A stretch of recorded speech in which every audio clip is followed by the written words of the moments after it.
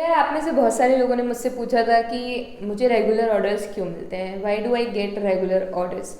तो यार इसके तीन चार कारण हैं, उसके बारे में आज हम लोग डिस्कस करने वाले हैं। और मैं चाहती हूँ कि आप लोग इसको थोड़ा ध्यान से सुनो और जो चीज़ें मैंने की हैं और जो मतलब मेरे साथ हुई हैं आपके साथ भी हो और आपको भी रेगुलर ऑर्डर्स मिले। बट अगर अभी कोई मुझसे पूछेगा कि स्टार्टिंग से रेगुलर मिलते थे क्या, तो उसका जवाब है ना। और अभी मुझे 1 साल हो गया है फ्रीलांसिंग करते हुए, तो यार इसलिए मैं आपको थोड़ा बहुत एडवाइस दे रही हूँ। और अगर आपको ये वीडियो अच्छी लगती है तो please do like share comment subscribe. और इसके अलावा अभी बिना किसी देरी के वीडियो को शुरू करते हैं।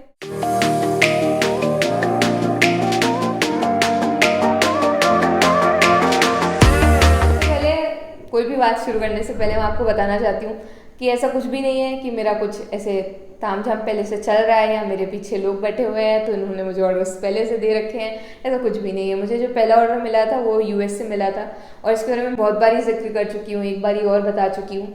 तो इसके अलावा अगर बात की जाए यार कि मुझे रेगुलर ऑर्डर्स क्यों मिलते हैं, तो सबसे बड़ा कारण इसका यही कि मेरे पास परमानेंट क्लाइंट्स हैं। अब परमानेंट क्लाइंट्स के लिए मैं कह सकती हूँ कि मैं थोड़ा लकी हूँ, इसलिए मैं परमानेंट क्लाइंट्स हैं मेरे पास। क्लाइंट्स मतलब क्या हो गया कि यार जो क्लाइंट्स जो होते हैं उनका ऐसा बिजनेस है कि उसमें आपकी जो नीड है, यानी कि सपोज जैसे मैं हूँ book designer, book layout, book formatting, dogs के जितने भी काम होते हैं, वर्चुअल असिस्टेंट, उसके अलावा ग्राफिक डिज़ाइनिंग, ये सारे मेरे फुटे हैं।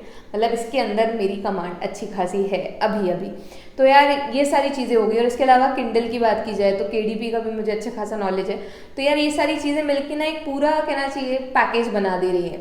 और ये सारी चीज़ें जो है, मैं जब मेरे क्लाइंट कोई भी आता है तो वो एक चीज़ से अगर काम करवा रहा है, सपोज करो उसने मुझे बुक फॉर्मेट करने के लिए दी है, उसकी बुक जो फॉर्मेटिंग के लिए उसने मुझे दी वो डॉक फाइल में थी, यानी कि गूगल डॉक्स में हो सकती है या वर्ड में हो सकती है, मुझे उसे पीडीएफ में कन्वर्ट करना है। प्लस मुझे ध्यान रखना है केडीपी की गाइडलाइंस का कि उसमें कैसे क्या होता है और किस तरीके से बुक सुंदर दिखने वाली है, तो वो सारी चीज़ें ध्यान रखनी पड़ती हैं। और उसको फॉर्मेटिंग कहते हैं और लेआउट कहते हैं, ठीक है। तो बुक फॉर्मेटिंग और लेआउट एक बहुत ही अलग प्रोसेस है और कोई लोग नहीं सिखाते हैं इसको, मतलब कहीं से सीखी नहीं जा सकती है। बस ऐसा है कि देख देख के आ जाती है कि ऐसे होना चाहिए तो बस होना चाहिए, उसको कर देना है। ऐसा क्यों है क्या है कुछ भी उसमें वो सारी चीज़ें नहीं रहती हैं, ठीक है। तो पहला रीज़न ये हो गया कि मेरे पास परमानेंट क्लाइंट्स हैं। और दूसरा रीज़न ये है कि आप अगर मेरे पास कोई काम कराने आए हो तो उससे रिलेटेड जितनी भी स्किल्स हैं वो मेरे पास है, तो आपको कहीं और नहीं जाना पड़ेगा। और उसको बात करने का एक तरीका होता है यार कि भाई हमने अगर जैसे हमसे कोई कुछ काम करा रहा है पर्टिकुलर, जैसे कि अभी मैंने बात करती हूँ मैं अमेज़ॉन की। तो यार अमेज़ॉन पे क्या होता है, फ़ोटो एडिटिंग करनी होती है कि जिसमें वाइट बैकग्राउंड हो प्लस जो आपका ऑब्जेक्ट हो वो दिख रहा हो और उसकी जो है कुछ कुछ क्वालिटीज़ बतानी पड़ती हैं, ठीक है। तो इस तरीके से 7 इमेजेस बनती हैं बेसिकली अमेज़ॉन पे, जिसमें से पहली हमारी इमेज कहलाती है हीरो इमेज, जिसमें कि जो आपका मेन प्रोडक्ट है सिर्फ उसकी खाली फोटोज़ होती हैं, काफ़ी सुंदर सा उसको दिखाने की कोशिश की जाती है। दूसरे में उसका प्रोडक्ट का यूज़ क्या है वो सारी चीज़ें बताई जाती है, फंक्शनल इमेज कहा जाता है उसे। इस तरीके से बाकी की 7 भी होती हैं, ठीक है। तो ये सारा फोटो भी जो है, मतलब ये सारा जो एरिया है ये मेरा नहीं है। उसके बाद भी मुझे इसका नॉलेज इसलिए है क्योंकि मेरे क्लाइंट को उसकी ज़रूरत पड़ती थी, तो मैंने वो चीज़ें सीखी, फ़ोटो एडिटिंग, फ़ोटोशॉप थोड़ा बहुत सीखा और वो काफ़ी सिंपल होता है। और इसके अलावा फिर मैंने उसको ये काम करके दे दिया और उसे काफ़ी पसंद आया। तो सिर्फ उस एक काम के लिए मुझे ये गिग अलग से बनानी पड़ी थी अमेज़ॉन की लिस्टिंग की वाली। तो यार मैं अपने क्लाइंट्स को जाने नहीं देती हूँ। तो दूसरी चीज़ ये है कि आपका क्लाइंट जो चाहता है और अगर वो आपसे पूछता है कि क्या आप ये काम भी करते हो, तो कोशिश करो कि मतलब वो चीज़ आप जल्दी जल्दी क्या, मतलब इसमें क्या है, लर्निंग स्किल्स बहुत मैटर करती है। आप कितनी जल्दी किसी चीज़ को सीख सकते हो, कितनी आप में चाह है सीखने की, तो आप जितनी जल्दी सीख जाओगे उतनी जल्दी आपके लिए भी अच्छा होगा और उसके बाद आप वो चीज़ें ऑफर कर सकते हो। ऐसा नहीं है कि मैंने अमेज़ॉन लिस्टिंग उन्होंने बोला और मैंने तुरंत कर दिया, नहीं यार ऐसा नहीं था। एक्चुअली क्या है, उन्होंने मुझसे प्रोडक्ट बनवाए 2-3 और उन्होंने वर्कबुक्स बनवाई थी। उसके अलावा उनके कुछ एबेकस के प्रोडक्ट्स थे, मतलब जो वुडन पे होते हैं, मैं यहाँ पे पिक्चर लगा दूंगी। तो यार वो वाले उन्होंने करे हुए थे। तो उसमें मैंने उनसे पूछा था कि भाई आप ये जो चीज़ें हैं, ये सारे प्रोडक्ट्स हैं, आप ये सेल करने वाले हो क्या अमेज़ॉन पे, क्योंकि वो मेरी परमानेंट क्लाइंट थी। तो हम लोगों का थोड़ा मतलब ऐसे कन्वर्सेशन हो जाता है। तो उन्होंने बोला कि हाँ मैं करने वाली हूँ। तो मैंने बोला कि आपको एडिटिंग की ज़रूरत पड़ेगी ऐसे वैसे, तो उन्होंने बोला कि हाँ पड़ेगी। तो मैंने बोला यार मैं ऑफ़र करती हूँ। और मैंने उसी दिन मतलब 2 ढाई 3 घंटे में मैंने वो गिग बनाई नई वाली। और ऐसे नहीं करना है, अभी यहाँ पे आपके लिए एक टिप है कि आपको ऐसे नहीं करना है कि भाई किसी की गिग मारी सर्च और उसका टाइटल कॉपी, उसका डिस्क्रिप्शन कॉपी, उसको सब कुछ कॉपी मार दिया और नई गिग बना के बोलते हैं हाँ भाई अब हम इसके ऐसे में कोई रैंक भी नहीं करने वाली, कुछ भी नहीं होने वाला है। देखो अपनी केक है, अपनी तरह से बनाओ और एक नंबर केक बनाओ। इसके अलावा अगर बात की जाए यार, तो पहली बुरी चीज़ ये है, मतलब सबको ये रहता है कि बस चाहिए, और इसके अलावा मेहनत नहीं करना पसंद करते। अब मेहनत का मैं क्यों बोल रही हूँ, आपको 15 मिनट का वीडियो देखने का पेशेंस नहीं है, तो आप 1 महीना 1.5 महीने में ऑर्डर मिलता है, तो उसके लिए कैसे पेशेंस रखोगे? 15 मिनट का वीडियो देखने के लिए क्यों नहीं है पेशेंस, मैं ऐसा बोल रही हूँ क्योंकि 90% अभी तक मुझे जितने भी डीएम्स आए हैं, सारे के सारे, दीदी कौन सा टेक्स्ट लेना है, कौन सा वाला सेलेक्ट करना है। तो मैंने जो पहला के बाद फाइवर ट्यूटोरियल का जो दूसरा वीडियो है जिसमें मैंने गिग बनाना सिखाई, मैंने कोई चीज़ स्किप नहीं करी है। मैं ऐसे कभी नहीं छोड़ती हूँ कि भाई आप लोग अधेड़ में लटक के रह जाओ कि भाई अब इसके बाद करना क्या है, वैसे फंसा के नहीं छोड़ देना है, ठीक है।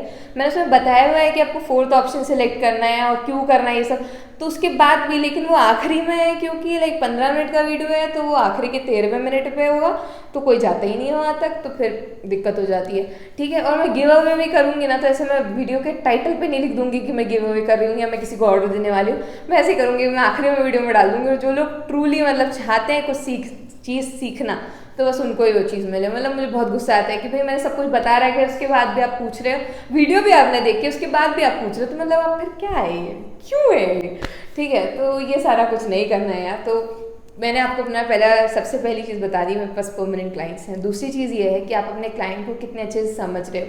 तीसरी चीज़ ये है कि आपकी कन्वर्सेशन स्किल्स काफ़ी तगड़ी होनी चाहिए।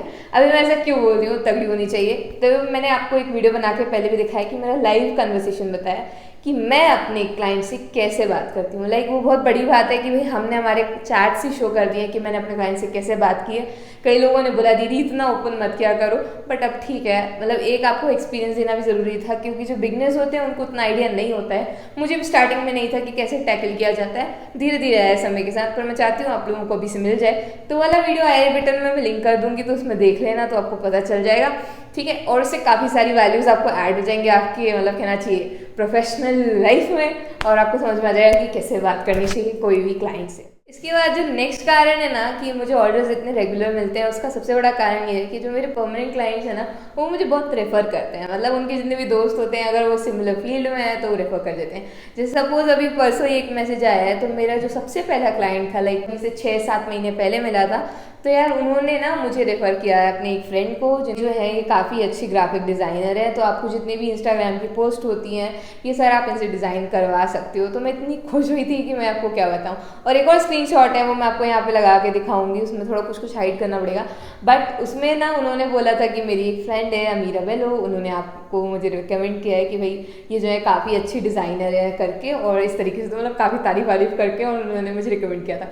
तो यार इसके लिए अगर आप चाहते हो कि आपका जो बायर है वो अपने ही भी दोस्तों को, जो भी उसके दोस्त हैं ऑब्वियसली उसके दोस्त होंगे ही, तो वो रिकमेंड करे, तो उसके लिए सबसे बड़ी बात ये है कि भाई आपकी सर्विस A1 क्वालिटी की होनी चाहिए। मतलब कई बार क्या होता है कि हमें पता होता है, जैसे कि अभी मैं आपको बताती हूँ, अभी रिसेंट ऑर्डर का मेरा बताती हूँ, तो मुझे ना बुक फॉर्मेटिंग के लिए मिली थी, तो एक मैथ्स की एबेगस की बुक थी, और उसमें काफ़ी सारे स्पेलिंग एरर्स थे, प्लस जो इलस्ट्रेशंस थे उसमें जो उन्होंने पहले से बनवाए थे, तो उसमें काफ़ी सारे एरर्स थे। अभी इलस्ट्रेशन के लिए ना उनके पास PDF फाइल थी, तो मैंने उसको JPG में कन्वर्ट किया, उसके बाद उसमें जितने भी एरर्स थे मैंने खुद से करेक्ट किए एक एक चीज़, और उसके लिए थोड़ा बहुत इलस्ट्रेटिव वगैरह का यूज़ आपको आना चाहिए। बट ये मैंने बोला ना कि जो आपके क्लाइंट को नीड है वो आपको सारा कुछ आना चाहिए, तो मैंने वो खुद से उनको करके दे दिया था। और क्योंकि उनका जो इलस्ट्रेटर था उस टाइम पे छुट्टी पे गया हुआ था, उन्होंने बोला वो अवेलेबल नहीं है और मैं बुक के लिए रुक नहीं सकती, तो मैंने बोला मैं ट्राई करके देती हूँ, आप मुझे बताओ कि क्या क्या एरर्स है करके।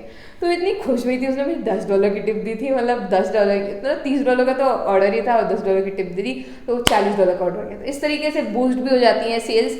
और इसके अलावा काफ़ी मज़ा आता है यार ऐसे काम करने में, पता है आपको भी अच्छा लगेगा कि आपने किसी की मदद कर दी। ऐसे बेफालतू में नहीं करना है, बट ये है कि भाई अगर आपको कोई चीज़ आती है, आपने भी इतना प्रोफेशनली नहीं किया हुआ है, अभी स्टार्टिंग ही है, जैसे मैं अभी भी बोलूँ तो मेरे $2000 अभी कंप्लीट होने वाले हैं, अभी तक हुए नहीं है। मैं अभी इसका एक कारण बताना चाहूँगी, मैं थोड़ा सा लीक से हट रही हूँ, पर ये सारी चीज़ें बताना मुझे ऐसे लगता है कि कोई बताता नहीं है, तो मैं सोची मैं बता दूँ। तो यार देखो इसमें क्या होता है कि आपके पास क्या है कि आप अगर ग्राफिक डिज़ाइनर हो, या आप कंटेंट राइटर हो, या आप जो भी हो, इसमें ना मनी वेरी करता है। क्या है कि एक ग्राफिक डिज़ाइनर जो है वो एक पोस्ट का $5 ले रहा है, या जितना भी, मतलब मैं अपना बात करूँ तो मैं $5 लेती हूँ। सपोज नहीं है, ही सच्चाई है, ठीक है। तो डिज़ाइनिंग की सोशल मीडिया एड्स वगैरह मैं अभी लेवल 1 सेलर हो गया, उसके बाद भी मतलब मैंने प्राइस नहीं बढ़ाया हुआ है, क्योंकि मुझे पता है उसमें कितनी मेहनत लग रही है। कुछ भी मेहनत नहीं लगती, फटाफट हो जाता है, इसलिए मैं उसका प्राइस उतना नहीं बढ़ाया है। जिसमें रिसर्च लगती है, जिसमें थोड़ा मेहनत लगती है, जिसमें समय ज़्यादा लगता है, उसका प्राइस हाँ थोड़ा बहुत मैंने हाई रखा हुआ है।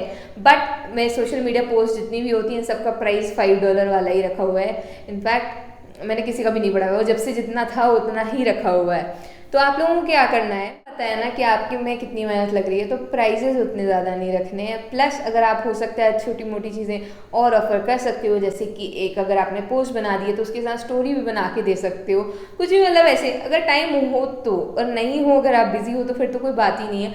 बट लेकिन क्या होता है, इस तरीके से ना काफ़ी अच्छा वो एक टाइम, मतलब एक रिलेशन बन जाता है अपने क्लाइंट के साथ, और फिर हमारा जो है आगे का काम भी बढ़िया से चलता रहता है। तो इस तरीके से बिल्डअप करना बहुत ही ज़्यादा इंपॉर्टेंट होता है यार। तो मेरे जितने भी क्लाइंट्स हैं वो सारे काफ़ी सारे रिपीटेड क्लाइंट्स हैं। मतलब मुझे अभी ना रिसेंटली एक चीज़ मिली थी, फाइवर चॉइस वाला, तो उसके क्या क्या क्राइटेरिया होते हैं वो नेक्स्ट वीडियो हम लोग कवर करेंगे, वाली काफ़ी लंबी हो जाएगी वरना। और मैं बहुत खुश हुई थी कि यार मुझे पहली बार फाइवर चॉइस का, जो जैसे अमेजोन पे बेस्ट सेलर होते हैं तो लिखा नहीं आता अमेजोन चॉइस, तो वैसे मेरे गिफ्ट पे लिखा आया था फाइवर चॉइस।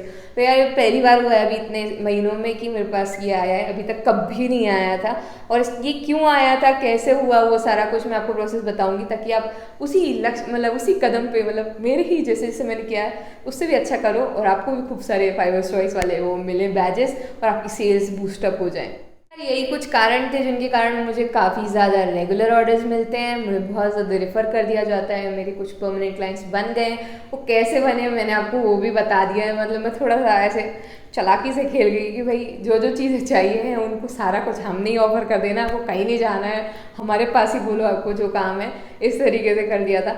और एक कन्वर्सेशन की थोड़ी सी स्किल होती है यार, जो लोग बोलते हैं इंग्लिश नहीं आती तो सीखो, क्योंकि यार हम हिंदी में, मैं भले हिंदी में वीडियोस बना रही हूँ क्योंकि मुझे मज़ा आता है हिंदी बोलने में, और ऐसा नहीं है कि मैं इंग्लिश में वीडियो नहीं बना सकती हूँ, बट ये है कि फिर खुद सेल्फ सेटिस्फेक्शन भी बहुत ज़रूरी होता है ना, मुझे खुद को भी तो मज़ा आना चाहिए।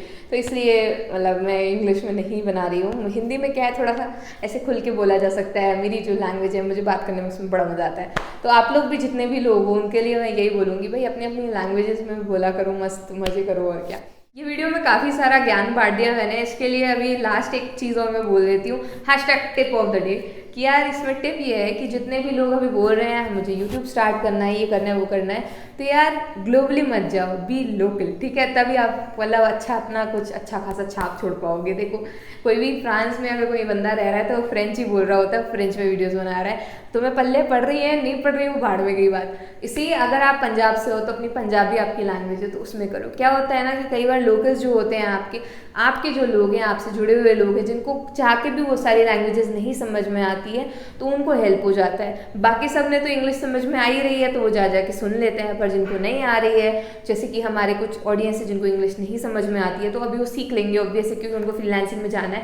बट उसके बाद भी क्या होता है, कोई आपकी मदर टंग में समझा रहा होता है तो और ज़्यादा अच्छे से समझ में आता है, ठीक है। और हिंदी एक ऐसी लैंग्वेज है कि यार मतलब बहुत सारे लोग समझते हैं, वाइडली यूज लैंग्वेज है। इनफैक्ट मैं हैदराबाद गई थी तो काफ़ी लोगों को मैंने सुना है तो उन लोगों को हिंदी आती है, मतलब शौकी को इसको तो सबको ही आती है हिंदी।